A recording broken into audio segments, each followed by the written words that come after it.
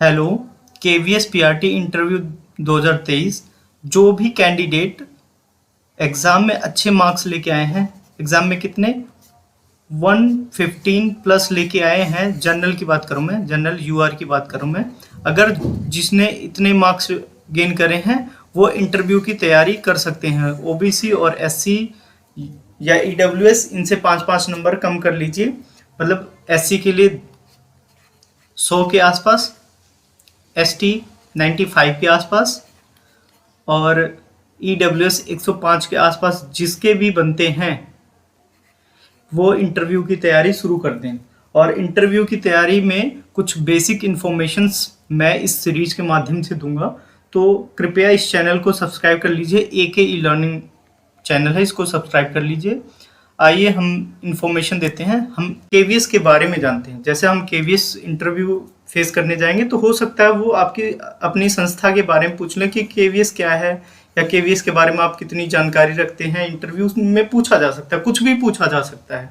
तो ज़्यादातर केवीएस जिस संस्था से जुड़ने जा रहे हैं उसके बारे में कुछ ना कुछ हमें बेसिक नॉलेज होनी चाहिए, तो उसके बारे में हम आगे चर्चा करते हैं। देखो केवीएस, सबसे पहले केवीएस क्या है, तो ये भी पूछ सकते हैं केवीएस की फुल फॉर्म क्या है। तो केवीएस की फुल फॉर्म है केंद्रीय विद्यालय संगठन। क्या है? केंद्रीय विद्यालय संगठन। केंद्रीय,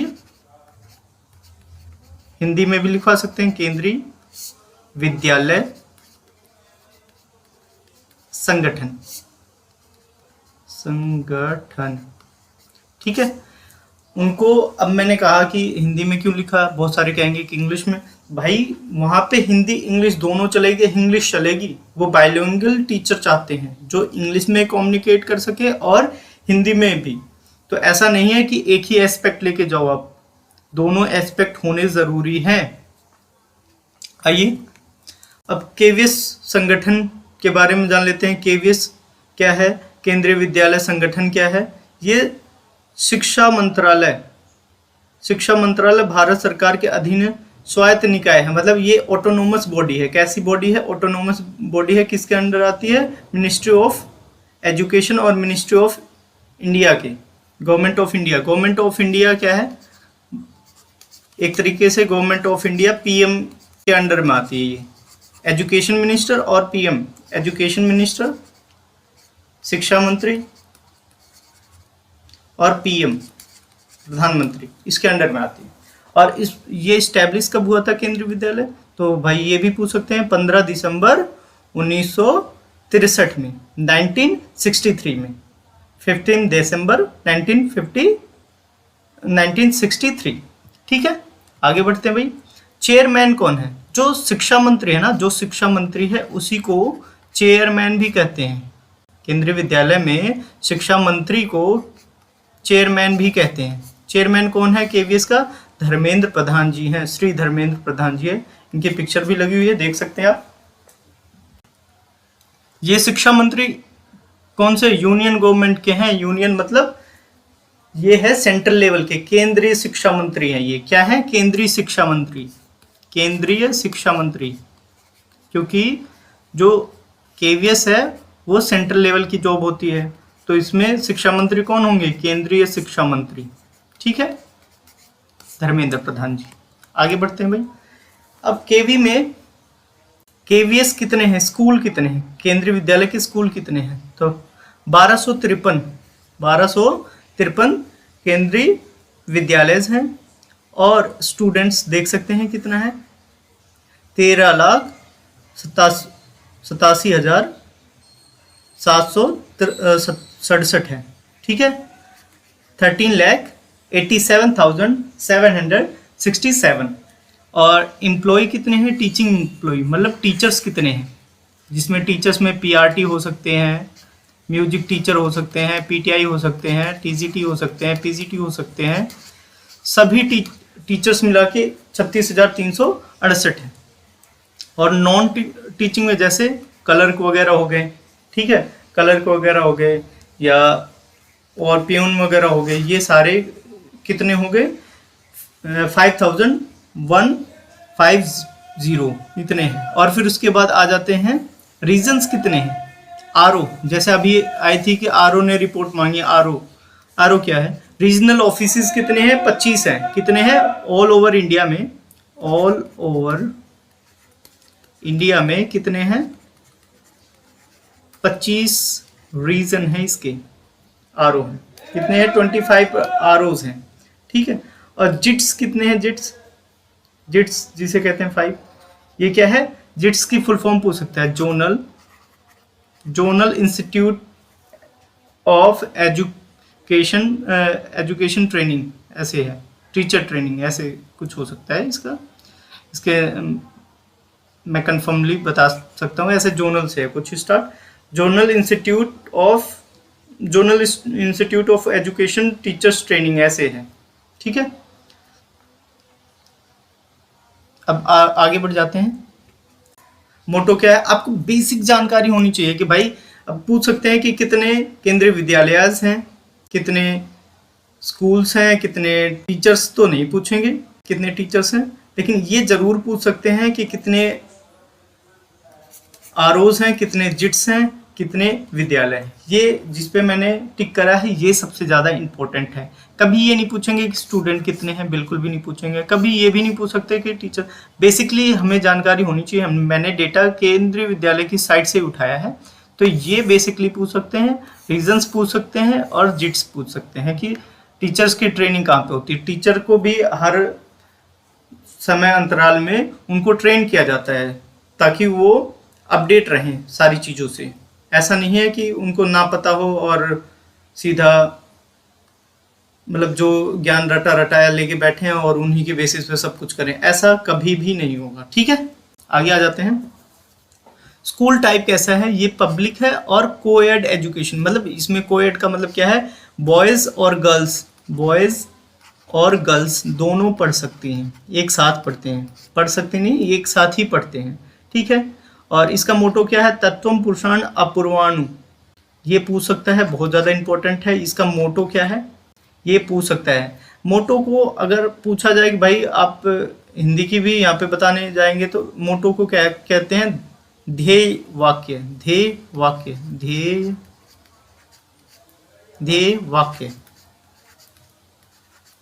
मोटो को कहेंगे, ठीक है।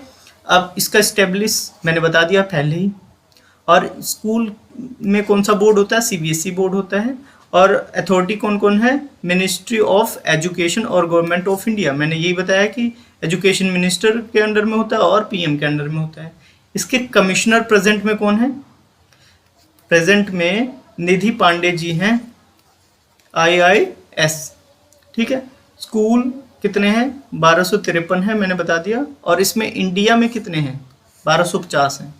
और 3 जो है अब्रोड में है, मतलब आउट ऑफ इंडिया है, ठीक है। और इसका बजट कितना है?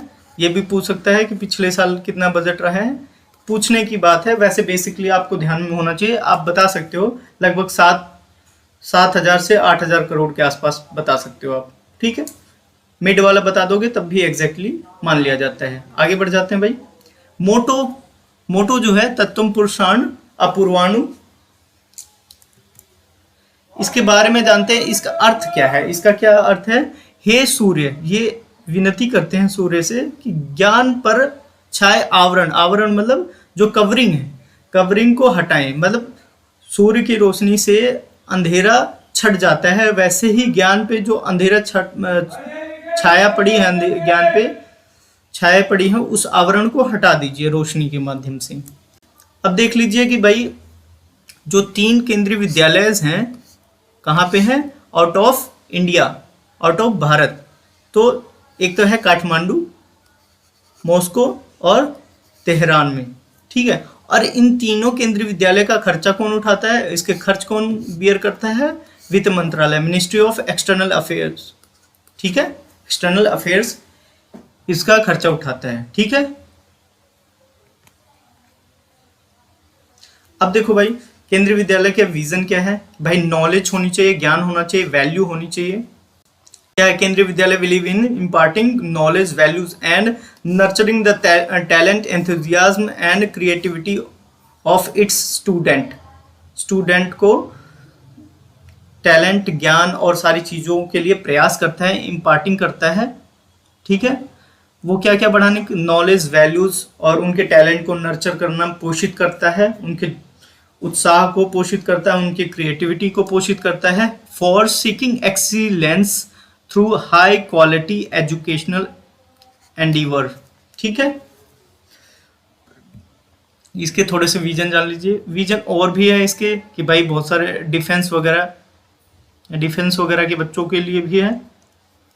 ठीक है, अब इसमें थोड़ा सा हम जानते हैं कि केंद्रीय विद्यालय में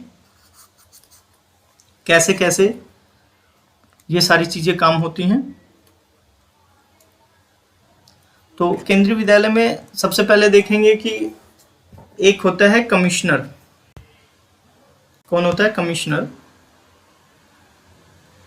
कमिश्नर से पहले हम एक बार मिशन को देख लेते हैं। इनके मिशन क्या है कि भाई सेंट्रल गवर्नमेंट इंक्लूडिंग डिफेंस और पैरा मिलिट्री डिफेंस वगैरह के बच्चे भी यहाँ पे पढ़ेंगे, और भी सारी चीज़ें हैं। एनसीईआरटी टेक्स्ट बुक होगी इनकी। ये सारे पॉइंट्स आप उनकी साइट पे या मैंने दिया है पीडीएफ की फॉर्म में, आप पढ़ सकते हैं। ठीक है, बेसिकली मिशन वगैरह तो आप जाने के बाद भी उस डिपार्टमेंट में जब जाओगे तो उसकी ट्रेनिंग होती है प्रॉपर, आपको उसका मिशन बताया जाएगा। बाकी आप बेसिकली थोड़ा सा जानते रहो कि कौन सी टेक्स्ट बुक लगती है, एनसीईआरटी लगती है।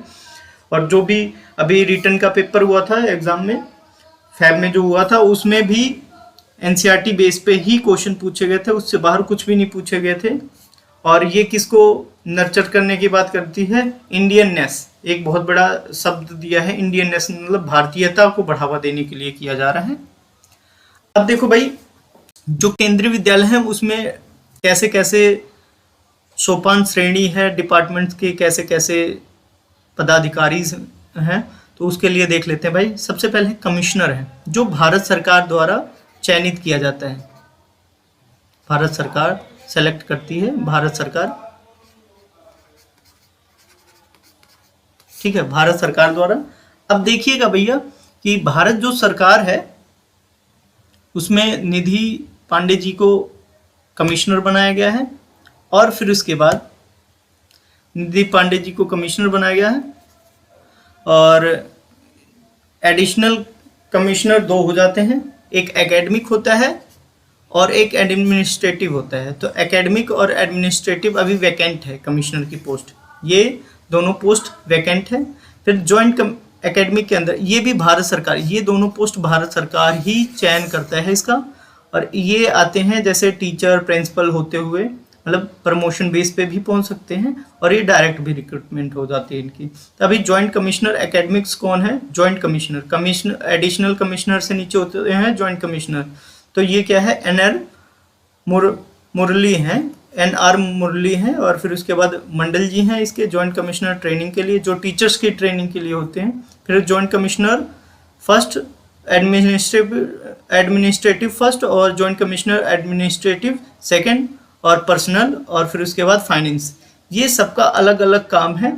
ये फाइनेंस से कि भाई कितनी फंडिंग वगैरह होगी, ये पर्सनल, ये तीनों हेल्प करते हैं additional commissioner of administrative to. और इसमें भी OSD होते हैं जो डिफेंस के लिए होते हैं। इस टाइम में दिनेश शर्मा जी हैं। और फिर उसके बाद यहाँ है इंजीनियरिंग होते हैं। तो ये इंजीनियरिंग के लिए जैसे केंद्रीय विद्यालय की बिल्डिंग बन रही है, KVS की बिल्डिंग बन रही है, तो उसके लिए कौन ध्यान देगा? यही इंजीनियर साहब जी होंगे, ये ध्यान देंगे। तो इस हिसाब से इनके डिपार्टमेंट्स हैं। सबसे पहले आप बेसिकली सारी बात जान के देखिएगा कि भाई इसमें क्या है कि भाई कमिश्नर होते हैं, कमिश्नर के अंडर में 2 एडिशनल कमिश्नर होते हैं, एक एकेडमिक्स होता है, एक एडमिनिस्ट्रेटिव होता है। तो एकेडमिक्स वाले में भी 2 ट्रेनिंग के लिए आ जाते हैं। एक तो जॉइंट कमिश्नर हो जाता है एकेडमिक्स, जो बच्चों की सिलेबस वगैरह डिजाइन करेंगे। एक टीचर्स की ट्रेनिंग के लिए हो जाते हैं। और ये जो हो जाते हैं टोटली, जो एडमिनिस्ट्रेटिव में आते हैं, ये टोटली क्या है कि कैसे गवर्न किया जाए, कैसे स्मूथली केंद्रीय विद्यालयों को चलाया जाए, क्वालिटी एजुकेशन वगैरह और रूल लॉ वगैरह, ये सारे यही बनाते हैं। फिर उसके बाद डिफेंस के लिए और बिल्डिंग वगैरह बनाने वगैरह के लिए, इंजीनियर के लिए ये है। और कुछ पोस्ट वगैरह जैसे ये 2 पोस्ट हैं वैकेंट है। अब इनको थोड़ा सा मैं इनके फोटो के माध्यम से दिखाता हूँ। देखिए जी, निधि पांडे जी हैं, कमिश्नर हैं ये, और बाकी सबकी जॉइंट कमिश्नर फाइनेंस को देख सकते हो, और भी देख सकते हो कि जॉइंट कमिश्नर एकेडमिक्स हैं, मुरली जी, और फिर उसके बाद जॉइंट कमिश्नर ये है अजीता जी हैं, और पर्सनल है joint commissioner P Dev Kumar है, और जॉइंट कमिश्नर ट्रेनिंग है चंदा मंडल है, और फिर उसके बाद ये इनकी फ़ोटो नहीं है क्योंकि शायद सिक्योरिटी पर्पज से नहीं है, या शायद अपलोड नहीं है, क्योंकि ये डिफेंस में बहुत बड़े ऑफिसर होते हैं। आ जाते हैं इंफ्रास्ट्रक्चर कैसे होते हैं, बिल्डिंग्स कैसी होती है, इनके बारे में आईसीटी वगैरह के इंफ्रास्ट्रक्चर कैसे हैं। बिल्डिंग्स तो आपने देखी होगी, बहुत अच्छी होती है इनकी बिल्डिंग्स। और अब थोड़ा आईसीटी के बारे में, इंफॉर्मेशन कम्युनिकेशन टेक्नोलॉजी के बारे में पढ़ लेते हैं कि भाई केंद्रीय विद्यालय कितना बढ़ावा देता है। तो भाई प्यूपल पीसी रेशियो, पीसी मतलब पर्सनल कंप्यूटर रेशियो, पहले कितना था कि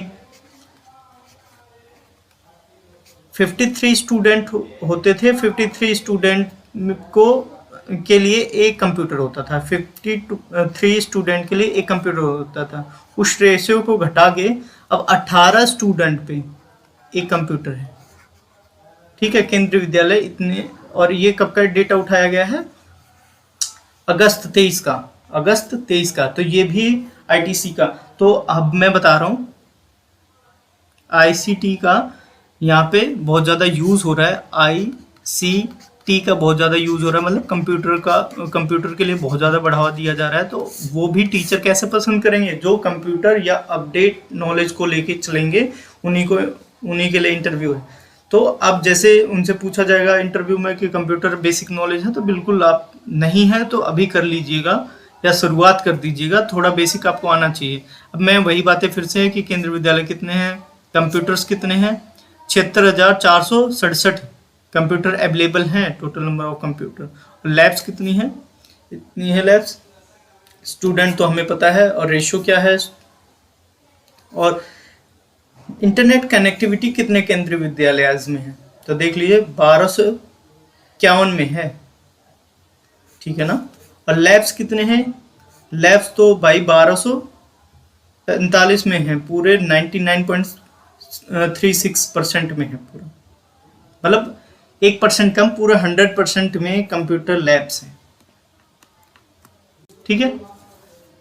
अब केंद्रीय विद्यालय में और भी सारी इंफॉर्मेशन है, ये दे रखी है कि डिजिटल लैब्स वगैरह भी हैं यहाँ पे, ये सारी चीज़ें हैं। मॉडर्न साइंस के लैब्स कितने हैं, ठीक है, ये सारी चीज़ें ई लर्निंग वगैरह के पार्ट्स हैं, थोड़ा सा बेसिकली आप देख सकते हो।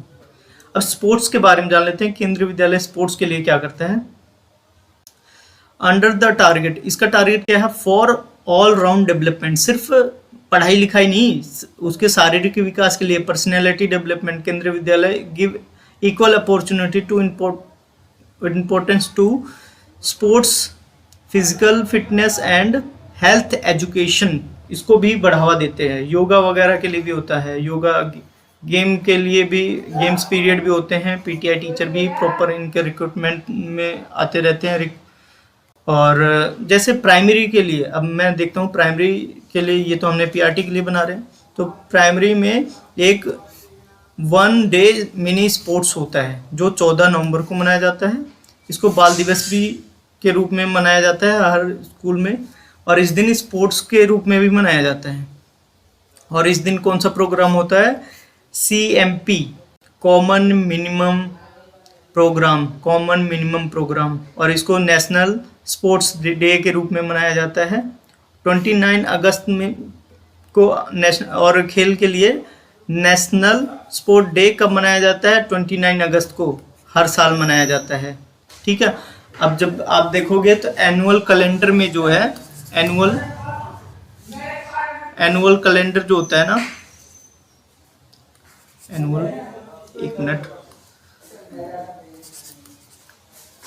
एनुअल कैलेंडर जो होता है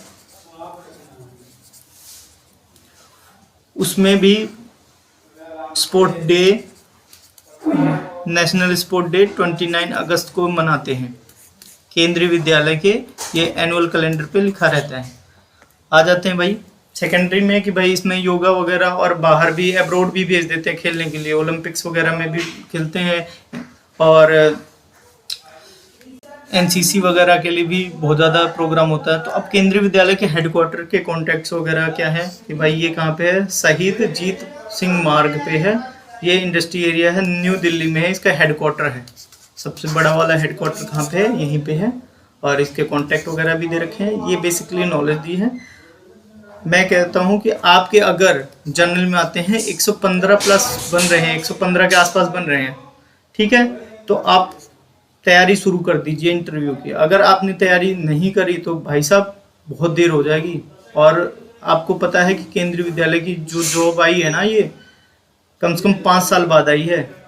जिसके 1 साल बच्चे होते हैं ना, 1 साल एज में 1 साल बच्चे होते हैं, वो सोचता है कि मुझे एक मौका और मिल जाएगा, लेकिन 5 साल बाद आई है। सोच के देखो, जो 5 साल वाला कभी नहीं सोचा होगा कि मुझे मौका नहीं मिलेगा, लेकिन अब ये ऐसी पॉलिसी मेकर्स आ गए हैं कि भाई आपको दिक्कत हो जाएगी। तो इस वजह से मैं यही कह रहा हूँ कि भाई साहब आप तैयारी पे अभी विशेष ध्यान दीजिए।